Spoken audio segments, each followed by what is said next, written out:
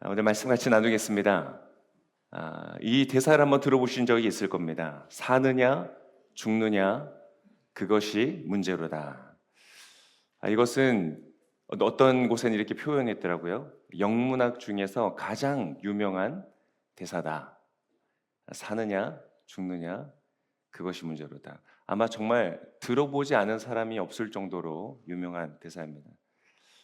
그 대사 안에는 사망, 그리고 생명, 사는 것과 죽는 것, 그 두 가지의 주제를 얘기하죠. 그것이 어떻게 보면 인생에 있어서 가장 중요한 것이 아닐까. 우리 인생의 모든 시간은 생명과 죽음 사이에 일어나는 일이고 모든 사람들이 경험하는 그러한 일일 것입니다. 그렇지만 그 사망과 생명은 너무나 심오하여서 그 각각의 깊이를 다 이해할 수가 없습니다. 볼륨을 조금 낮춰주셔도 좋을 것 같습니다. 우리는 다 잘 살고 싶죠? 잘 살고 싶으십니까? 네, 잘 살고 싶습니다. 우리는 생명의 길을 걷고 싶습니다. 모든 사람들이 그 길은 표현하자면 소망이 있는 길, 도전하는 길, 기대감이 가득한 길, 기쁨이 넘치는 길, 그러한 길, 그러한 생명의 길을 가고 싶어 하죠. 그런데 때때로 아이러니하게 우리가 살아가면서 경험하는 많은 것은 죽음일 때가 많은 것 같습니다. 실망하고 좌절하고 아파하고 고통하는 죽음에 속한 길을 걸어가는 때가 많은 것이죠. 생명을 원하지만 죽음을 경험하는 이 아이러니, 이 갈등, 이것이 모든 사람들이 경험하는 일인 것입니다. 그러나 오늘 이 자리에서 우리가 듣는 기쁜 소식, 복음은 무엇이냐? 하나님께서는 우리에게 생명을 주시는 하나님이시라는 것입니다. 할렐루야. 하나님은 저와 여러분에게 생명을 주십니다. 그분은 소망의 하나님이시고 기쁨의 하나님이시고 평화의 하나님이십니다. 죄송합니다. 요한복음 10장 10절과 11절의 말씀을 우리 같이 한번 한 목소리로 읽겠습니다. 요한복음 10장 10절과 11절입니다. 함께 읽겠습니다. 도둑은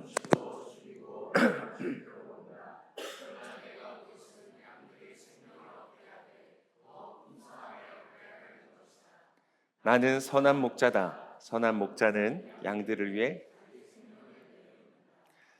예수님께서 이 땅에 오신 것은 어떻게 하기를 원하시는가? 우리가 생명을 누리기 원하신다.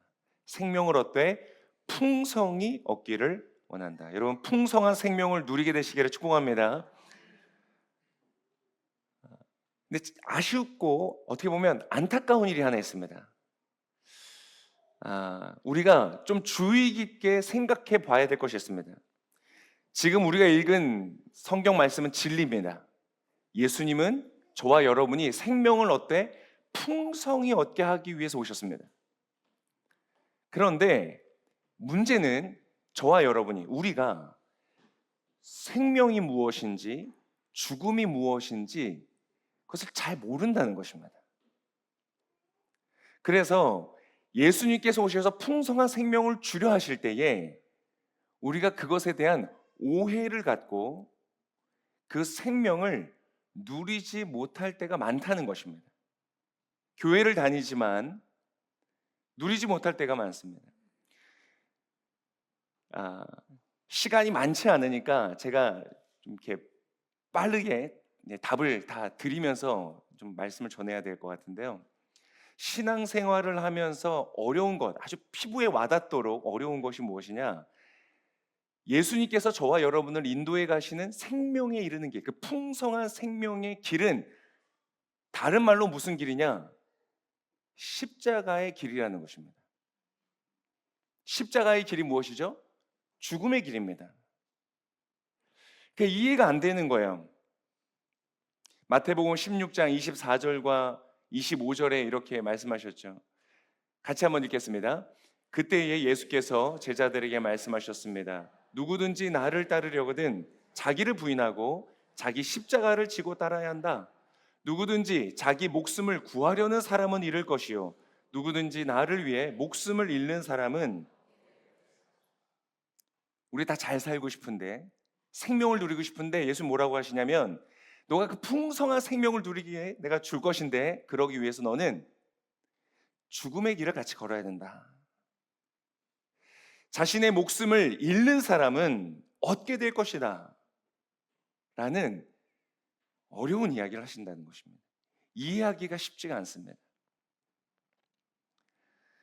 최근에 김성원 목사님 오셨었죠. 그래서 탈북한 사람들을 구출해서 한국으로 올 수 있도록 돕는 그 귀한 사역을 하시는 분의 간증을 들었습니다.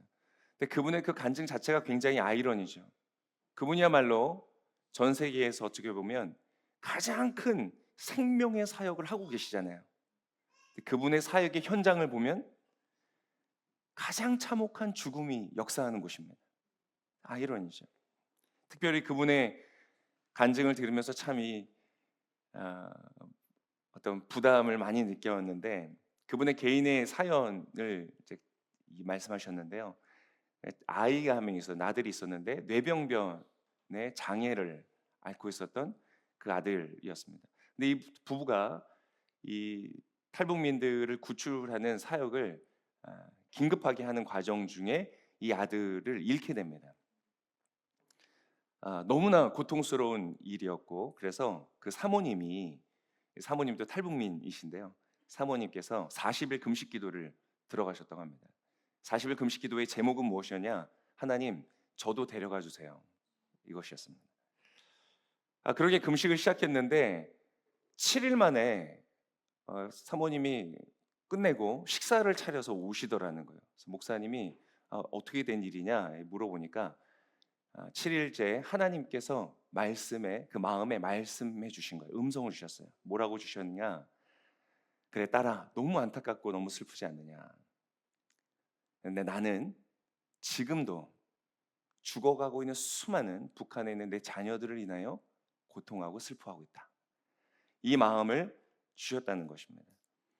그래서 그래, 내가 이 땅을 살아있는 동안 내가 사랑하는 나의 아들을 아끼는 것처럼 죽어가고 있는 하나님의 자녀들을 살려야 되겠다. 그래서 그 부부가 잃어버린 아들의 생명의 무게만큼이나 최대한 많은 영혼을 살리겠다라고 다지면서 사역을 하신다는 그런 이야기를 듣게 되었습니다. 그분들의 삶에서 지금 나타나고 있는 강력한 생명의 역사는 무엇을 통하여 이루어지고 있는가? 그들이 짊어진 그 십자가를 통하여서 이루어지고 있다. 십자가의 엄청난 역사입니다. 아주 극단적으로 보여주고 있는 장면 중에 하나이죠. 그래서 아마 이 이야기를 들으시면 다 납득이 되실 겁니다. 그렇지, 그러네. 하지만 결과적으로 그것을 이해하는 것과 막상 내가 그 길 위에 서서 그 길을 걸어간다는 것은 너무나 어렵습니다. 제가 김성훈 목사님 이제 왔다 가신 이후에 너무 힘들었어요. 너무 힘들었어요. 그 길을 걸어간다는 것은 쉽지가 않습니다. 그래서 실상 현실적으로 통계적으로 많은 사람들이 생명으로 가는 길이 아닌 반대의 길을 걷습니다. 마태복음 7장 13절과 14절에 이렇게 말씀하셨죠. 좁은 문으로 들어가라. 멸망으로 인도하는 문은 그 길은 넓어. 그 문은 크고 그 길은 넓어. 그곳으로 들어가는 사람이 많다. 그러나 생명으로 인도하는 문은 좁고 그 길은 험해. 그곳을 찾는 사람이 적다. 예수님은 저와 여러분이 생명을 풍성히 누리기를 원하셔서 우리를 인도해 가시는데, 그 길이 문이 좁고 길이 험하니까 많은 사람들이 잘 살고 싶고 생명을 누리고 싶지만 그 길을 걷지는 못하는, 오히려 반대의 길을 걸어가는 사람들이 많다는 것입니다. 사랑하는 성도 여러분, 이곳에 있는 모든 우리 성도님들은 반드시 이 생명의 길을 걸어가시기를 축복합니다. 어떤 사람이 이 길을 걸어갈 수 있는지 아십니까? 믿는 사람이 걸어갈 수 있습니다. 이해하는 사람이 걷는 길이 아닙니다. 왜요? 이해가 안 됩니다. 우리의 이해로는 그 길을 걸어갈 수가 없습니다. 우리의 계산으로는 주님이 지금 나를 고통스럽게 하는 사람을 용서하라 하실 때 계산해 보면 안 됩니다. 용서가 안 됩니다. 지금 내가 입은 손해가 이렇고 저 사람이 얻은 이익이 이렇고 계산해 보면요, 용서가 안 나옵니다. 이해로 걸어갈 수가 없습니다. 언제 걸어갈 수 있는가? 그 하나님의 말씀을 신뢰할 때 걸어갈 수 있습니다. 사랑하는 성도 여러분, 우리는 지금 그것을 하나님을 믿기 때문에 지금 이 자리에 있는 줄을 믿습니다. 믿기 때문에 지금 여기 와 있습니다. 다 이해해서 와 있는 것이 아닙니다. 20년, 30년, 40년을 다닌다고 해서 다 이해할 수 있는 것도 아닙니다. 우리는 믿습니다. 그러나 사랑하는 성도 여러분, 주의할 것이 있습니다. 내가 믿고 이 자리에 있기 때문에 그래서 내가 그 길을 걷고 있는 것은 아닙니다. 주의해야 됩니다. 질문을 하나 드려볼게요. 신학적으로 아주 위험한 질문일 수 있는데, 여러분, 믿음이라는 것에 있어서 실패할 수 있을까요? 믿음이라는 영역에서 우리가 믿기로 도전을 한다면 그 믿음에서 실패하는 것이 가능할까요? 가능합니다. 성경에는 믿음에서 파선한 사람들이 많다고 말합니다. 디모데전서 1장 19절의 말씀에 이렇게 기록되어 있습니다. 같이 읽겠습니다. 믿음과 선한 양심을 가져라. 어떤 사람들은 선한 양심을 버렸고 그 믿음에 관해서는 배가 부서져서 가라앉아 침몰해 버리듯이 그 믿음에 있어서 파선한 사람들이 있다. 성경은 그러한 인물들을 상당히 많이 우리에게 소개해 주고 있습니다. 멀리 보면 롯의 아내가 그렇죠. 생명의 길로 나와라. 그런데 이 사람이 걸어가다 보면 그 자기가 누렸던 그곳이 넓고 편안해 보여서 그 길을 떠날 수는 없는 거예요. 몸은 이쪽을 지금 향하고 있지만 그의 마음은 떠나지 못해 돌이켜 볼 때 무슨 일이 일어납니까? 소금 기둥이 되었다라고 성경이 우리에게 전해주고 있습니다. 엘리사의 제자였던 게하시, 하나님을 섬겼지만 세상의 풍요함을 추구하기 위해서 그 길을 버리고 돌이켜서 사망에 이르는 길, 그래서 결국은 중병을 앓게 되지 않습니까? 신약으로 와서도 많은 경우가 있습니다. 데마라는 사람은 바울이 아주 찝어서 이야기했죠. 디모데후서 4장에 보면 데마는 세상을 사랑하여서 나를 버리고 갔다 라고 기록하고 있고, 사도행전에서는 아나니아와 삽비라라는 부부의 이야기를 들으십니다. 믿음이 있습니다. 재산을 팔고 헌금으로 들고 올 만큼의 믿음이 있었습니다. 하지만 그 믿음이 파선하였습니다. 재물을 탐하는 넓은 길, 거짓이라는 어두움에 속한 사망의 길을 선택하여 걸어갈 때 그들은 믿음에 파선하였습니다. 사랑하는 성도 여러분, 우리는 절대로 그래서는 안 됩니다. 우리 모두가 생명의 길을 완주하게 되시기를 예수님의 이름으로 축복합니다. 오늘의 본문에서 우리는 이 믿음에 파선한 한 제자의 이야기를 보게 됩니다. 가룟 유다죠. 우린 이 사람을 통해, 이 사건을 통해 오늘 반면 교사로 삼을 수 있습니다. 가룟 유다, 모르는 사람이 없죠. 우리가 아는 분명한 사실은 이 사람은 12명의 제자 중 한 사람이었다는 것입니다. 예수님께서 밤새도록 기도하시고 이름을 불러 지명하여서 세우신 수많은 사람들 중에 단 12명을 뽑았던 그 사람 중에 한 사람이었다. 가장 가까이 예수님의 모든 사역을 따라다니며 그분이 이루시는 기적을 가장 가까이에서 목격했던 사람이다. 예수님의 눈과 마주쳤고 예수님의 말을 그의 귀로 들었으며 예수님이 그 당신의 손으로 직접 그 발을 씻겨주신, 여러분, 세족식을 예수님께 받은 사람. 근데 여러분, 그 사람조차 믿음에서 파선할 수 있습니다. 그렇다면 우리는 오죽하겠습니까?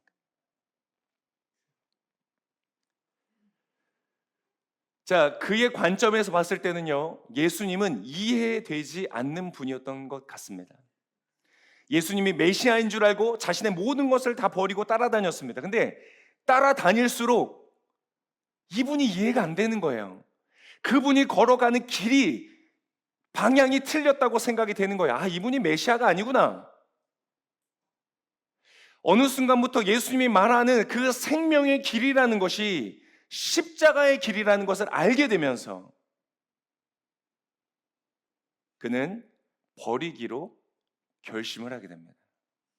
아, 이 길이 아니구나. 나는 버려야 되겠다. 여러분, 끝까지 예수님을 붙드는 저 여러분 되시길 축원합니다. 근데 이 사람은 버리기로 결심합니다. 그리고는 버리면서 조금이라도 거기에 대한 보상을 받기를 원했습니다. 그가 예수님에게 쏟아부었던 3년의 시간, 오로지 가족도 직장도 인생도 청춘도 자신에게 주어졌던 젊음의 시간과 기회들도 다 쏟아부었는데 그것을 보상받기 위하여 돈으로 받기로 결정을 했고요. 그가 할 수 있었던 최선의 길, 그 당시에 종교적 정치적 지도자들에게 타겟이 된 이 예수님의 개인정보, 위치 정보를 팔면서 보상으로 받기로 결심을 한 겁니다. 그래서 오늘 본문의 장면을 유심히 보면요, 무슨 첩보 영화 같습니다. 긴박한 사건들이 막 그 안에서 이루어집니다. 예수님이 자신의 죽음을 암시하고 베드로는 손짓을 합니다. 요한은 그 손짓을 보고 정보를 캐내기 위해 예수님의 기대죠. 그리고 누가 그 일을 할 것인지를 묻습니다. 예수님은 거기에서 그 모든 이루어지는 긴박한 장면 속에서 명확한 암시를 주십니다. 내가 빵을 떼어서 주는 그 사람이 나를 배신할 것이다 라고 말씀하시고 그 빵을 떼어서 그 가룟 유다에게 주십니다. 너무나 명백하게 흘러가는 장면 속에 충격적인 일이 일어나는데요, 놀랍게도 아무도 이해하지 못합니다. 여러분, 오늘 본문을 읽으면서 좀 이상하지 않으십니까? 이걸 이해 못한다고? 지금 이게 무슨 일이 일어나고 있는지를 이해를 못한다고? 28절에 오늘 본문에 28절 이렇게 기록합니다. 같이 읽겠습니다. 그러나 자리를 함께한 사람들 중 아무도 무슨 뜻으로 그런 말씀을 하시는지 아는 사람이 없었습니다. 아니, 어떻게 모를 수가 있을까요? 베드로도 손짓을 하고 요한이 가까이 가서 예수님, 누가 당신을 팔 겁니까? 배신자가 누굽니까? 아니, 예수님이 분명 말씀하셨잖아요. 내가 빵을 떼서 그에게 주면 그 사람이다.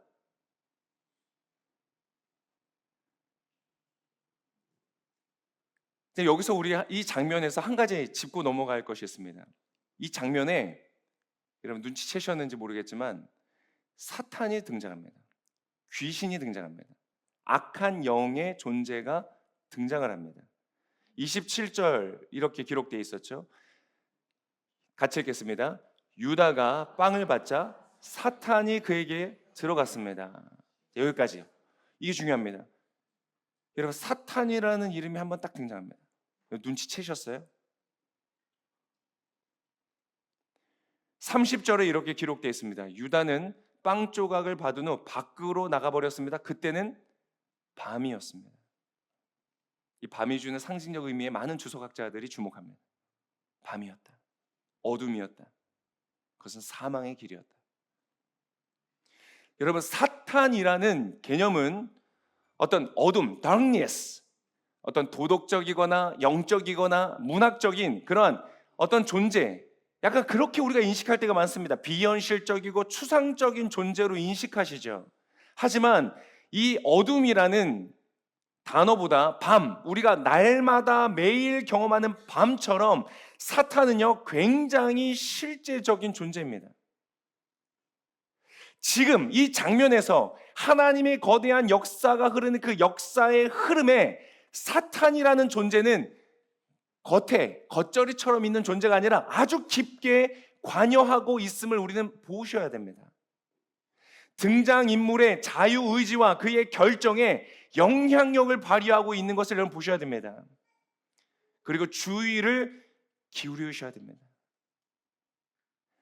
여러분, 가룟 유다의 믿음의 여정에 사탄이 지금 개입하고 있는 것처럼 지금도 사탄은 저와 여러분의 믿음의 길을 파손시키기 위하여 노력하고 있습니다. 베드로전서 5장에서는 경고하고 있죠. 사탄은 우는 사자와 같이 두루다니며 삼킬 자를 찾고 있다. 여러분, 지금 이 자리에 사탄이 있을까요? 당연히 있죠. 예전에 저의 학생 때 학생 기도회가 있었는데요. 어떤 친구가 기도하다가 귀신을 본 거예요. 그래서 뭐 귀신을 봤다. 사탄이 막 둘러싸가지고 우리를 공격하려는 걸 봤다. 막 이렇게 얘기를 했어요. 제가 나중에 저희 어머니께 말씀드렸더니 어머니가 그건 말이 안 되는 소리래요. 야, 기도하고 있는데 어떻게 사탄이 거기 있니? 저는 그런 줄 알았어요. 지금 보니까 틀렸어요. 지금 예수님이 계신 자리에, 예수님이 제자들의 발을 씻기고 그들과 성찬을 나누는 그 자리에 사탄이 있었습니다. 사탄이 이 자리에 없을까요? 예수님의 12 제자인 가룟 유다 안에 사탄이 역사하고 있었습니다. 여러분, 내 마음속에는 사탄이 역사하지 않을까요? 당연히 역사합니다. 그런데 마치 제자들처럼요, 우리도 그것을 인지하지 못하고, 아니 어쩌면 인지하기를 거부하며 살아간지도 모릅니다. 지금 엄청난 일들이 그 앞에서 일어나고 있는데 무지한, 알지 못하는 제자들처럼, 무슨 일이 일어나고 있는지 모르는 제자들처럼 우리의 삶에도요, 사탄이 개입하여서 마치 아름다운 정원과 같은 우리의 내면과 우리의 영혼을 헝클어뜨리고 파괴시키고 황폐화시키는 그 사탄의 존재를 우리는 인지도 하지 못한 채 활개치고 돌아다니도록 내버려 두는지도 모릅니다. 오늘 이 제자들의 어리석음을 보면서, 아니 어떻게 모를 수가 있지? 그런데 제 모습을 보니까 저도 모르더라고요. 하나님이 분명히 말씀하시고 듣게 하시고 깨닫게 하시고 가르쳐 주시는데도 듣고도 잊어버리고 무슨 일이 일어나고 있는지도 모른 채 가고 있을 때가 많다. 그래서 오늘 가룟 유다는요, 하나님을 섬긴다고 생각하고 하나님을 따른다고 생각하면서도 그 하나님의 뜻과는 정반대의 길, 그 죽음의 권세를 접었다고 말하는 사탄의 속삭임을 따르는 길로 걸어갑니다. 사랑하는 성도 여러분, 사탄의 속삭임에 대적하여 승리하시는 저와 여러분 되시길 예수님의 이름으로 축복합니다. 여러분, 이것을 가볍게 듣고 지나가시면 안 됩니다. 그냥 동화도 아니고 그냥 무섭게 하려고 하는 이야기도 아닙니다. 현실입니다. 나의 영혼을 파손시키려 하는 사탄이 나의 삶의 역사입니다. 우리는 그것을 깨어서 대적하여 우리가 믿음으로 승리해야 될 줄을 믿습니다. 여러분, 그것은 나에게 달려있습니다. 예수님은 베드로에게 사탄이 역사할 때 사탄아 내 뒤로 물러가라 대적하셨습니다. 왜 가룟 유다에게는 하지 않으셨을까요? 베드로는 연약한 중에서도 예수님을 따르기 위해 끝까지 붙들었지만 가룟 유다는 버리기로 결심하였습니다. 여러분, 그가 결심한 일을 예수님께서 침해하실 수 없습니다. 여러분, 예수님을 끝까지 붙드는 저와 여러분 되시기를 축복합니다. 십자가의 길, 예수님의 길은 어떠한 길이냐? 여러분, 십자가는 독특한 죽음입니다. 어떤 죽음인지 아세요? 죽는데 시간이 걸리는 죽음입니다. 달린 채 하루, 이틀, 3일, 길게는 일주일에서 열흘까지도 달려 있었다고 합니다. 참 이상하죠? 왜 예수님은 그러한 죽음을 맞이하셨을까요? 단번에 죽을 수도 있는데 왜 시간이 걸려 죽는 그러한 자리에 있습니까? 이것은 우리에게 중요한 메시지를 던져주시는 것입니다. 십자가의 길이라는 것은 어떠한 길이냐? 단번에 눈을 감고 일어서면 단번에 일어나는 사건이 아니라는 것입니다. 오늘 이곳에서 예수님을 믿고 예수님 내가 주님을 위해 따르겠습니다. 그러면 단번에 내가 죽고 그 다음부터 전혀 다른 삶을 살아가는 것이 아니라는 것입니다. 여러분, 경험해 보셨잖아요. 수련회에서 너무 은혜를 받고 하나님 만나고 성령 충만해져서 돌아오면 싸웁니다. 저희 아들한테 비밀입니다. 저희 아들 어제 그 아이자야 집회에 가서 막 찬양을 아주 은혜롭게 막 은혜를 받고 온 것 같아요. 데리고 나와서 맥도날드에 가서 음료수를 다 사주면서 격려하는데 동생이랑 싸우더라고요. 우리는 하나님 믿습니다. 감동을 받고 은혜를 받고도 그 다음날 바로 나의 옛 모습으로 돌아가는 모습을 보지 않습니까? 우리의 죽음에는 여러분 시간이 걸립니다. 그 시간이 걸릴 때 여러분 어떨까요? 어떠냐면 고통스럽습니다. 그래서 여러분 신앙생활은요, 기쁨과 생명의 길이지만 그 길을 걸어가는 과정에는 고통이 있습니다. 그래서 주님은 말씀하셨죠. 애통해하는 자, 그는 복이 있다. 오늘 예수님도 이미 십자가에 달리시기 전에 이미 그분은 십자가의 길을 걷고 계셨습니다. 21절에 이렇게 기록하셨죠. 21절 함께 같이 읽겠습니다. 예수께서는 이렇게 말씀하시고 나서 심령으로 몹시 괴로워하며 말씀하셨습니다. 내가 진실로 진실로 너에게 말한다. 예수님이 십자가의 길을 걷고 계십니다. 어떠한 길이요? 몹시 괴로운 길. 많은 분들이 여러분 오해할 수 있습니다. 주님을 믿고 생명을 얻되 풍성이 얻는 생명의 길, 아멘, 할렐루야, 그리고 쫓아갑니다. 그런데 고통이 옵니다. 용서하려 하고 사랑하겠다고 결정했는데, 그러면 내가 사랑하기로 결정하고 사랑을 베푸면 그 순간부터 그 상대가 마음이 바뀌고 변화되어서 나를 똑같이 사랑해주면 얼마나 좋겠습니까? 내가 용서하면 그 사람이 잘못을 깨닫고 죄를 깨닫고 나에게 와서 사과하고 사죄하면 얼마나 좋겠습니까? 내가 용서한 그 사람이 다시 나를 배신합니다. 내가 사랑하는 사람이 나를 미워합니다. 주님의 뜻대로 살겠다고 결정했는데, 생명의 길이라고 생각하고 들어섰는데 그 문이 좁고 그 길이 험한 거예요. 괴로운 일이 오는 거예요. 그때 질문합니다. 내가 잘못 믿고 있나? 내가 잘못 선택했나? 예수님의 그 약속이 가짜였나? 많은 의심과 많은 질문이 생기게 됩니다. 그러나 사랑하는 성도 여러분, 바로 그 길이 생명의 길입니다.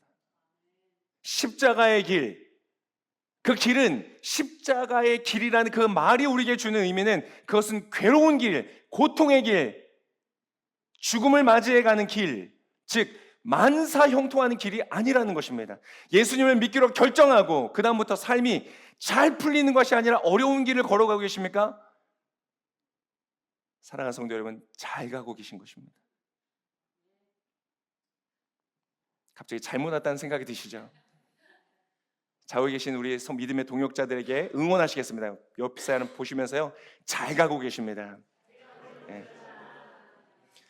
고린도전서 15장 31절에 바울은 이렇게 말했죠. 제가 좋아하는 구절인데 우리 같이 한번 읽겠습니다. 고린도전서 15장 31절 시작. 형제들이여, 내가 그리스도 예수 우리 주 안에서 가진 내 자랑인 여러분을 두고 단언합니다만, 나는 날마다 죽음의 길을 걸어갑니다. 십자가의 길을 걸어갑니다. 그래서 우울하고 무기력하고 그럴까요? 아니요. 그 길의 끝에 있는 생명, 풍성한 생명을 알고 누리기 때문에 이 사람은 기쁨과 감사와 소망으로 그 길을 걸어가는 것입니다. 이러한 역사가 저 여러분 삶에 있으시길 축복합니다. 만사형통되어서 기쁘고 즐거운 것이 아닙니다. 이 길로 말미암아 내가 누리게 될 풍성한 생명을 바라보며 그것을 인하여 기뻐하는 것입니다. 그러한 종류의 기쁨이 가득한 오클랜드 오늘교회가 되시기를 축복합니다. 갈라디아서 2장 20절에 이렇게 말씀하고 있습니다. 우리 같이 읽겠습니다. 나는 그리스도와 함께 십자가에 못 박혔습니다. 그러므로 이제 더 이상 내가 사는 것이 아니라 내 안에 그리스도께서 사시는 것입니다. 지금 내가 육체 안에서 사는 것은 나를 사랑하셔서 나를 위해 자신의 몸을 내주신 하나님의 아들을 믿는 믿음으로 사는 길. 그것은 십자가의 길. 십자가에 못 박혔나니, 여러분 십자가에 못 박혀 있는 그 상태는 얼마나 고통스럽겠습니까? 믿음의 길은 그러한 길이다. 하나님 왜 이렇게 어렵습니까? 이 길 왜 이렇게 어렵습니까? 그렇다면 잘 가고 계신 것입니다. 저도 김성훈 목사님 지나가시고 묵상하면서, 또 우리 표, 또 올해 표 아닙니까?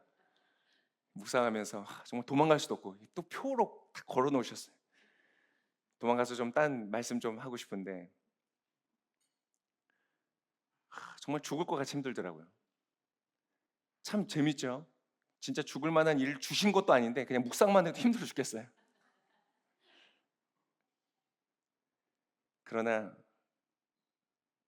결국은 그 길이 내가 정말 사는 길이구나. 생명이 풍성한 길이구나.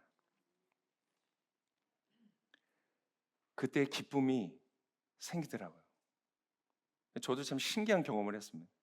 그게 막 마음에 극심한 그러한 고통과 그 시간을 보내고 그게 해결된 게 아닙니다. 해결되지 않습니다. 여러분 죽음을 죽음처럼 보이는 길을 기뻐할 수 있는 사람은 많지 않습니다. 그 고통을 붙잡고 기도를 하고 이제 토요 새벽 예배 이후에 자녀들을 위한 축복 기도가 있었잖아요. 어제 자녀 가족들이 나와서 기도를 해주는데요. 기도해 주면서도 그런 생각이 들죠. 나도 이 십자가의 길을 온전히 받아들이지 못하는 이런 연약한 가운데 내가 어떻게 뭘 기도해 줄까? 근데 그러한 고통 중에 그 아이들을 바라보면서 기도해 줄 때요. 좀 신기하게 놀라운 어떤 사랑이 내 안에서 솟구치는 것을 느끼는 것. 그런 걸 느꼈습니다. 신기하더라고요. 아, 이거구나. 뭐 김성훈 목사님을 비유로 들자면 제가 거기엔 진짜 뭐 발끝도 미치지 못하지만 그의 사랑하는 아들을 잃고 탈북민들을 목숨을 걸고 구출해낼 때에 그때 일어나는 그 내면의 기쁨, 그리고 그때 일어날 하나님과 천국에서의 그 기쁨, 그러한 것이 일어난 것이 아닐까? 저는 그 기쁨을 한 방울 맛본 것 같아요. 네. 사랑하는 성도 여러분, 죄송하지만 제가 미리 선언을 드립니다. 저는 실패할 겁니다. 십자가의 길 실패할 겁니다. 성도 여러분, 많은 분들이 실패하실 겁니다. 제자들처럼요. 오늘 제자들처럼 3년을 따라다녔고 결단했고 모든 삶을 헌신했다고 했지만 그날 밤 예수님이 그들의 발을 씻기신 밤 그들은 예수님을 다 떠납니다. 십자가의 길 품어내지 못합니다. 그러나 사랑하는 성도 여러분, 저와 같이 실패할 분들에게 말씀을 전합니다. 그러나 그것이 우리의 결말이 아닐 것입니다. 저는 분명히 확신합니다. 저는 또 실패할 것입니다. 또 실패하고 또 좌절할 것입니다. 그러나 그 실패가 저의 삶의 끝이 아닐 것입니다. 사실 오늘 이 본문의 모든 흐름 속에요, 이 모든 상황을, 이 황당하고 당황스러운 정말 안타까운 이 장면들을 완전히 통제하고 계신 분이 계십니다. 누군지 아십니까? 예수님이십니다. 예수님이 어떻게 하십니까? 떡을 떼어서 가룟 유다에게 주시며 너의 해야 할 것을 하라고 허락하십니다. 여러분, 그것조차 가룟 유다의 배신조차 하나님의 허락 없이는 이루어질 수 없는 것입니다. 오늘 예수님은 힘이 없어서 당하시는 것이 아니요, 그가 능력이 없어서 당하시는 것이 아니요, 희생자가 되는 것이 아니요, 그분이 저와 여러분을 살리기 위하여서 이 모든 일을 주도하고 계신 것을 믿으시기를 축복합니다. 저와 여러분의 삶은, 나는 나의 삶을 온전히 통제할 수 없지만 하나님은 나의 삶을 인도하고 계신다는 것을 믿으시기를 축복합니다. 그곳에 소망이 있는 것입니다. 요한복음 10장 18절에 예수님 이렇게 말씀하셨습니다. 같이 한번 읽겠습니다. 누가 내게서 생명을 빼앗는 것이 아니라 내가 스스로 내놓는 것이다. 나는 그것을 내놓을 권세도 있고 또다시 얻을 권세도 있다. 이 계명은 내가 내 아버지께로부터 받은 것이다.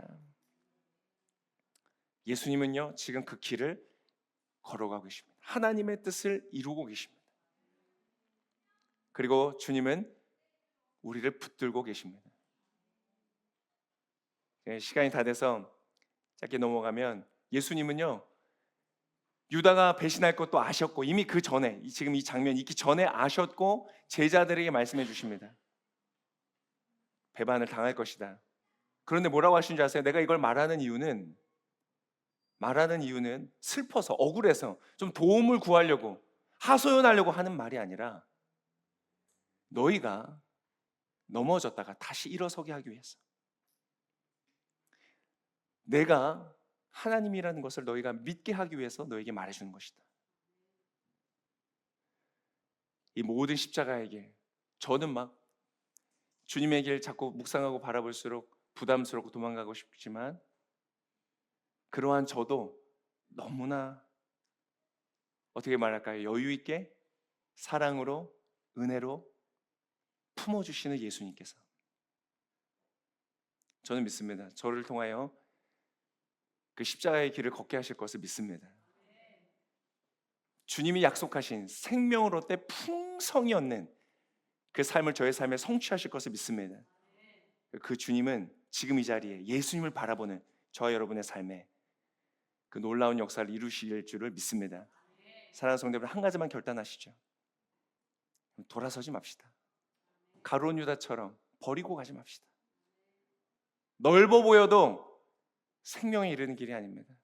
오늘 우리는 다 이해 못한다고 할지라도 믿음으로, 고통스럽고 괴로움이 있다고 할지라도, 좀 더디 가더라도, 그 제자들처럼 한 번씩 도망가시더라도, 그래도 끝까지 예수님을 붙드는 저와 여러분 되실 수 있기를 예수님의 이름으로 축복합니다.